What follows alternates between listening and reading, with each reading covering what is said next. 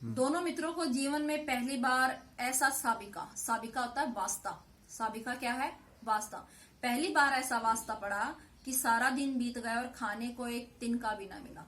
पूरा दिन बीत गया। अब कम से कम गया के घर उनको चाहे सूखा भूसा ही दिया जा रहा था, लेकिन खाने के लिए भूसा तो दिया जा रहा था। खली चोकर नहीं मिला तो क्या हुआ, लेकिन यहाँ कांजी हाउस में तो उनको खाने के लिए एक तिनका भी नहीं दिया गया। पहली बार ऐसा हुआ था उनके साथ। समझ में ही नहीं आता था यह कैसा स्वामी है, कैसा मालिक है। इससे तो गया फिर भी अच्छा था। देखो, हमें किसी की इम्पोर्टेंस का, उसकी महत्वता पता कब चलता है, जब हम उससे भी बुरी परिस्थिति में फंसते हैं। तो अब जो है इन्हें गया अच्छा लग रहा था, क्योंकि गया उनको खाने के लिए कुछ तो दे रहा था। यहाँ कई भैंसे थी, कई बकरियां थी, कई घोड़े, कई गधे, पर किसी के सामने चारा न था। देखो, अलग अलग तरह के पशु दिखाए गए हैं। तो कांजी हाउस क्या बताया मैंने? आवारा पशुओं के रोकने का स्थान। पर किसी के सामने चारा न था। सब जमीन पर मुर्दों की तरह पड़े थे। कई दिन हो गए थे, किसी को भी चारा नहीं दिया जा रहा। तो सब ऐसे हो गए थे जैसे उनके अंदर जान ही ना हो, बेजान से। तो सब ऐसे अपनी गर्दन नीचे लटकाए पड़े हुए थे। कई तो इतने कमजोर हो गए थे कि खड़े भी न हो सकते थे। सारा दिन दोनों मित्र फाटक की ओर टकटकी लगाए ताकते रहे, पर कोई चारा लेकर आता न दिखाई दिया।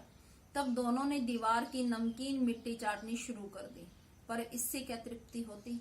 तृप्ति, आपूर्ति। तो इससे क्या वे जो है पूरी तरह से तृप्त होते, पूर्ण होते। रात को जब कुछ भोजन न मिला तो हीरा के दिल में विद्रोह की ज्वाला भड़क उठी।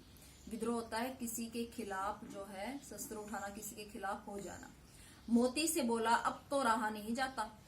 मोती ने सिर लटकाए हुए जवाब दिया, मुझे तो मालूम होता है प्राण निकल रहे हैं। इतनी जल्द हिम्मत न हारो भाई। अब हीरा उसको समझाता है कि इतनी जल्दी जो है हिम्मत नहीं हारनी चाहिए। यहाँ से भागने का कोई ना कोई उपाय निकालना चाहिए। आओ दीवार तोड़ डालें। हीरा क्या कहता है कि चलो दीवार तोड़ते हैं। मुझसे तो अब कुछ नहीं होगा, क्योंकि बिना खाए पिए शरीर कैसा हुआ है, बेजान सा। तो मोती कहता है कि मुझे तो ऐसा लग रहा है मेरे शरीर में जान ही ना हो, तो मैं ये काम नहीं कर सकता, मैं दीवार नहीं तोड़ सकता।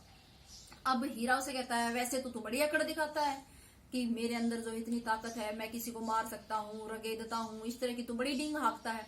अब क्या हो गया? अब सारी अकड़ निकल गई। बाड़े की दीवार कच्ची थी। हीरा मजबूत तो था ही, मजबूत बलशाली था।